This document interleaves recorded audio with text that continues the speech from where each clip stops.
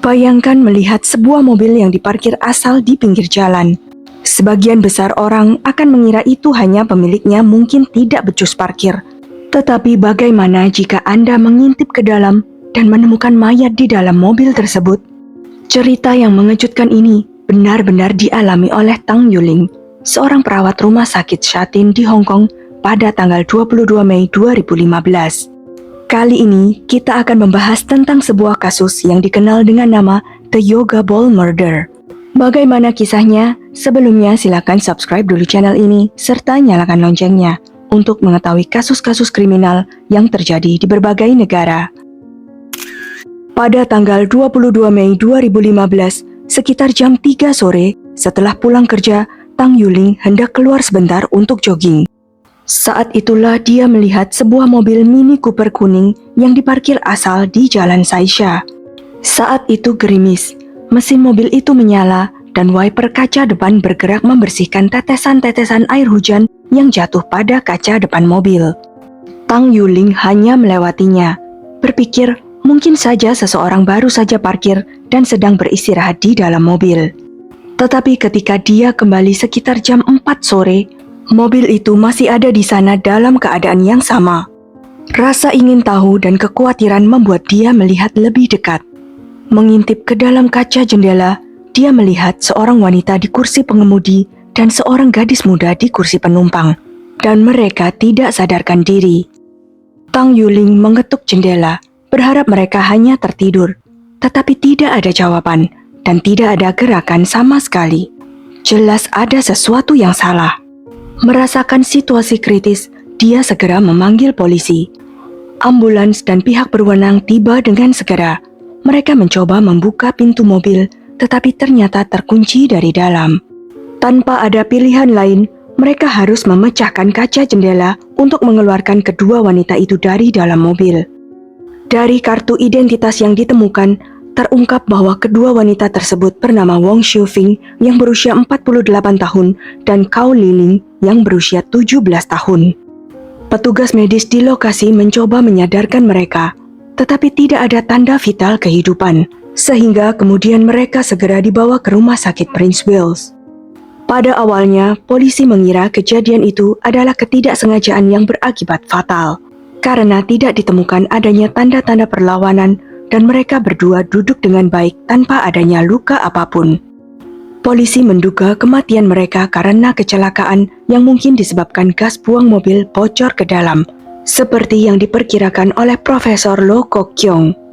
Namun sebenarnya kejadian itu bukanlah kecelakaan, melainkan suatu kesengajaan dan merupakan tindakan yang telah direncanakan dengan cermat. Hal ini menimbulkan pertanyaan tentang sejauh mana seseorang bisa bertindak atas nama cinta yang salah arah, dan bagaimana pengkhianatan bisa datang secara tidak terduga dari orang-orang terdekat kita. Cerita ini dimulai dari Cao Kim Sun, yang lahir di Penang dan tumbuh dengan ekspektasi yang tinggi, khas dari banyak rumah tangga di Asia. Cao Kim Sun yang mengejar gelar dokter lulus dari Universitas Malaya pada tahun 1978. Kim Sun adalah seorang yang cerdas, bersemangat, dan unggul dalam banyak hal.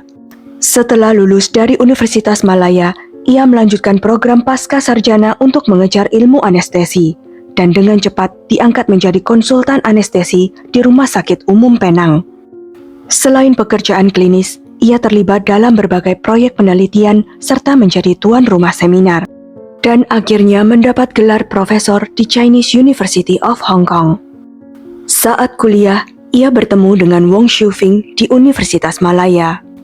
Wong Xiufing memiliki kepribadian yang ceria dan lembut. Keduanya menikah dan memiliki 4 anak, 3 perempuan dan 1 laki-laki. Di luar, mereka tampak sebagai keluarga yang bahagia. Namun seiring berjalannya waktu, dinamika dalam hubungan mereka berubah. Kim Sun sering membuli Xiufing, mengata-ngatainya dengan berbagai kata kasar, termasuk dalam hal-hal kecil.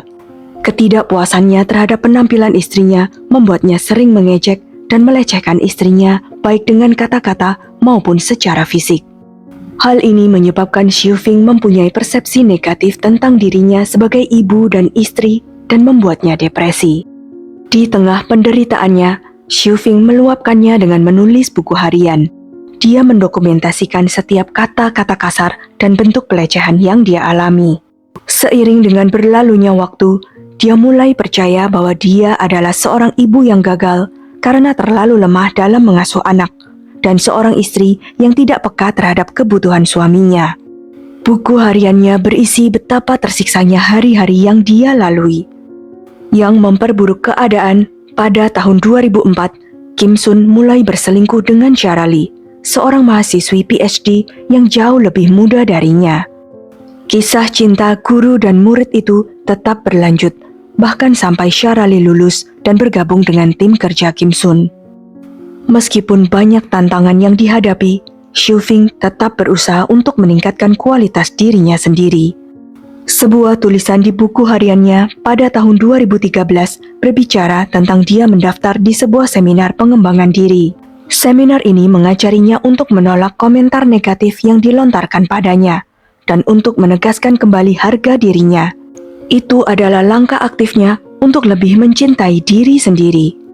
Memilukan memang, saat Xiufing berusaha memperbaiki dirinya, Kim Sun malah terlibat dengan wanita lain selama bertahun-tahun. Keberanian Kim Sun dalam berselingkuh semakin besar. Dia membeli rumah di Mao Tawai yang dipakainya untuk bermesraan dengan Sharali. Kim Sun bahkan membawa Shara pulang ke rumah keluarganya, berpura-pura dia adalah tutor untuk pelajaran bahasa Mandarin anak-anaknya. Kesediaannya mempertaruhkan segalanya untuk menggantikan istrinya tidak ada batasnya. Kebenaran akhirnya muncul dan menyebabkan kekacauan. Di suatu pesta makan malam, Xiufing dan Kim Sun bertengkar sengit tentang perselingkuhannya yang semakin berani, yang berlanjut hingga keesokan harinya. Pembantu keluarga tersebut mengatakan bahwa pasangan itu tidur di kamar terpisah dan hidup sendiri-sendiri. Pada bulan Juni 2014, Xiufing yang berusaha mendapatkan kehidupan yang lebih baik untuk dirinya dan anak-anaknya mengajukan gugatan cerai. Namun Kim Sun mengancam tidak akan membayar tunjangan dan akan mengambil hak asuh atas semua anak mereka. Khawatir tentang kesejahteraan anak-anak dan menyadari pengaruh Kim Sun, Xiufing terpaksa menarik permohonan cerainya. Dia tetap tinggal di rumah yang dingin tanpa cinta, dan tiba-tiba saja Wang Xiufing dan putrinya Gao Liling ditemukan tewas di dalam mobil. Sebuah situasi yang tidak terduga dan misterius. Selama penyelidikan polisi, pertanyaan-pertanyaan muncul. Meskipun tidak ada tanda-tanda perlawanan, hasil otopsi menunjukkan tingkat karbon monoksida yang sangat tinggi dalam darah mereka. Jauh lebih tinggi dari ambang batas fatal. Terbukti bahwa mereka meninggal karena keracunan karbon monoksida. Pertanyaan besarnya adalah, apa penyebabnya? Dua kemungkinan terbesar penyebabnya adalah keputusan bersama untuk mengakhiri hidup atau kegagalan mekanis mobil. Pakar otomotif memeriksa mobil untuk mengetahui apakah terdapat masalah teknis apapun. Namun ternyata mobil tersebut berfungsi dengan baik. Investigasi kemudian berfokus pada kemungkinan yang diakibatkan oleh perbuatan sendiri untuk mengakhiri hidup. Tanpa meninggalkan catatan perpisahan apapun, penyelidik mewawancarai teman, keluarga, dan kenalan tentang kesehatan mental Xiufing dan Liling. Hal ini mengarahkan mereka pada buku harian Xiufing yang mengungkapkan apa yang dia alami atas tekanan, pelecehan, dan hubungan di luar nikah suaminya. Sedangkan untuk Liling, sepertinya tidak ada alasan yang jelas baginya untuk memilih akhir seperti itu, meskipun kehidupan di rumahnya penuh tantangan. Penyelidik lalu mulai menyatukan fakta-fakta yang terkumpul. Sang suami, Kim Sun, kemudian menjadi orang pertama yang paling dicurigai. Para penyelidik berasumsi bahwa dengan batalnya perceraian mereka, dia terjebak dalam pernikahan yang tidak diinginkan, yang menghalangi hubungannya dengan Sharali.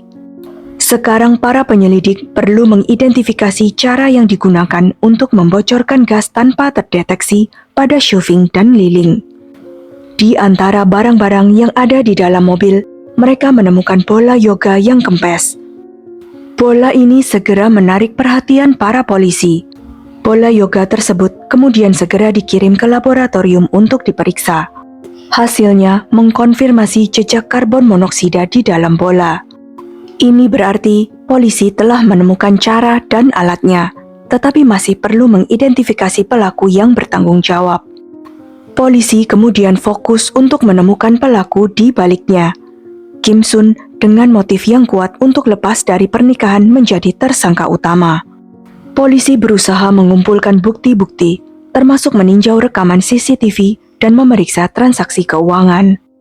Mereka menemukan Kim Sun telah membeli bola yoga yang semakin meningkatkan kecurigaan terhadapnya. Setelah investigasi berjalan 2 tahun, terkumpul bukti yang cukup kuat untuk penangkapan Kim Sun. Dia ditangkap pada bulan September 2017, tepat setelah memberikan kuliah di Chinese University of Hong Kong. Kim Sun tampak tenang dan tanpa perlawanan bekerja sama dengan polisi dan dibawa ke kantor polisi untuk diinterogasi. Di ruang interogasi, Kim Sun menghadapi rentetan pertanyaan. Sikapnya berubah ketika dihadapkan dengan bukti pembelian bola yoga. Ketenangannya memudar ketika para polisi menyoroti ketidakkonsistenan dan perubahan dalam pernyataannya. Polisi segera langsung menuduhnya berencana untuk melarikan diri dari pernikahannya dengan menghilangkan istri dan putrinya. Mereka memaparkan bukti bahwa Kim Sun telah mengisi bola yoga dengan karbon monoksida dan diam-diam meletakkannya di mobil istrinya. Dengan sumbat udara dilepas, gas bocor menyebabkan kematian mereka. Dihadapkan dengan tuduhan ini, Kim Sun tidak bisa berkata-kata. Polisi kemudian secara resmi mendakwanya dengan pembunuhan Wong Xiufing dan Cao Liling. Persidangan dimulai pada 21 Agustus 2018, 3 tahun setelah insiden tragis itu terjadi. Dipimpin oleh hakim terkenal Juliana Weiling, jaksa penuntut mengajukan tuntutan pada Cao Kim Sun dengan 2 tuduhan pembunuhan berencana. Saksi-saksi kunci bersaksi di persidangan. Seorang rekan Kim Sun ingat bahwa Kim Sun pernah mendiskusikan karbon monoksida dengannya, dan dia mengira itu untuk melakukan percobaan pada kelinci. Shara Li juga bersaksi, menyangkal keterlibatannya dalam kejahatan tersebut, dan mengklarifikasi bahwa hubungannya dengan Kim Sun hanya bertahan 2 tahun. Setelah 21 hari persidangan, Cao Kim Sun dinyatakan bersalah atas kedua tuduhan tersebut dan dijatuhi hukuman penjara seumur hidup. Hakim menyatakan bahwa Kim Sun merencanakan untuk mengakhiri pernikahannya dan menghindari pembayaran tunjangan, sehingga Kim Sun melihat kematian istrinya sebagai satu-satunya jalan keluar. Setelah putusan dibacakan, tim pembela Kim Sun dengan cepat mengajukan banding. Mereka mengajukan 44 alasan untuk pengajuan banding, dengan argumen bahwa saksi-saksi itu bias dan memandang Kim Sun secara negatif. Pembela juga menyatakan bahwa Kim Sun tidak bermaksud untuk menyakiti putrinya. Dia hanya berada di tempat yang salah pada waktu yang salah. Mereka mengklaim bahwa bukti yang memberatkannya tidak jelas dan hanya mengandalkan temuan tidak langsung. Namun permohonan banding Kim Sun segera ditolak. 3 hakim yang mengawasi kasusnya menemukan bukti yang memberatkannya kuat dan persidangannya adil dan menyeluruh. Mereka menguatkan putusan hukuman penjara seumur hidup, menegaskan bahwa putusan tersebut tidak dapat diganggu-gugat. Kasus ini meninggalkan banyak pertanyaan. Apakah hubungan cintanya dengan wanita lain sepadan dengan apa yang dilakukannya? Apa yang dipikirkan Kim Sun, terutama mengenai putrinya yang sepertinya tidak salah apa-apa? Kasus tragis yang ditandai dengan keputusasaan, pengkhianatan, dan perbuatan keji ini meninggalkan kenangan abadi. Peristiwa ini mendorong refleksi atas konsekuensi dari pilihan-pilihan yang dipicu oleh keinginan egois dan dampak buruk yang ditimbulkannya terhadap orang-orang yang tidak bersalah. Cao Kim Sun, yang sebelumnya pernah menjadi seorang profesional yang dihormati, kini seumur hidup dikurung di sel penjara. Sekian kisah kali ini. Jangan lupa untuk klik like, share, subscribe, dan komen ya pendapat kalian. Sampai jumpa lagi di video-video selanjutnya.